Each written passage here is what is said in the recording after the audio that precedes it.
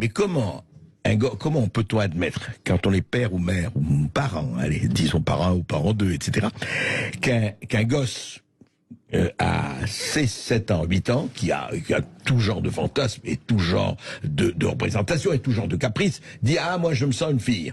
Et à ce moment-là, on dit « Ça marche, ah oui, on va faire en sorte ». Mais comment on peut avoir ça? C'est là que c'est gravissime, parce qu'effectivement, je pense que les parents normaux comprennent bien que ce n'est pas possible. Mais il y a tout un mouvement militant qui est très présent dans les écoles, qui explique, bon, dans les écoles américaines, mais ça commence à arriver dans les écoles françaises, il y a plein d'exemples. On enseigne aux enfants à 5 ans, ton genre, c'est toi qui vas le choisir. On imagine la perplexité du gamin. On leur enseigne déjà ça dans toutes sortes de formations. Ouais.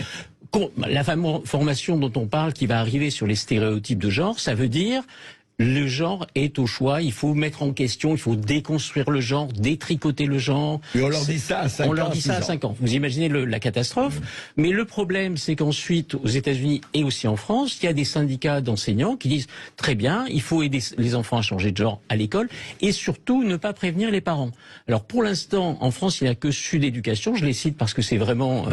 c'est très grave. Ils veulent absolument qu'on ne prévienne pas les parents. C'est-à-dire que vous avez un enfant qui entre à l'école normale, enfin normal, bien dans sa peau, bien dans son corps, à force de cours là-dessus, de militantisme sur les réseaux sociaux, parce qu'il y a effectivement une espèce un énorme buzz autour de ces questions. Donc si vous dites je suis transgenre, vous avez tout de suite 10 000 amis en plus sur les divers réseaux sociaux.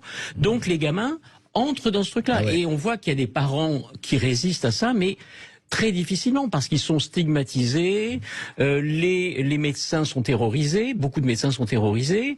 Et donc, ils n'osent pas. Ils n'osent pas, non, c'est très compliqué, parce qu'en général, on leur dit, si vous continuez, votre fils ou votre fille va se suicider. Donc vous préférez que ce soit un fils qui a changé de genre en vie, ou un fils qui se suicide. Le parent, en général, répond, c'est facile à dire. Mais il y a vraiment ce que les Suédois qui ont arrêté ça, qui arrêtent ça, appellent le trans train, le train trans. Une fois qu'on est entré dans cette histoire-là, on a le plus grand mal à en sortir. Et c'est une catastrophe pour les parents et pour les enfants.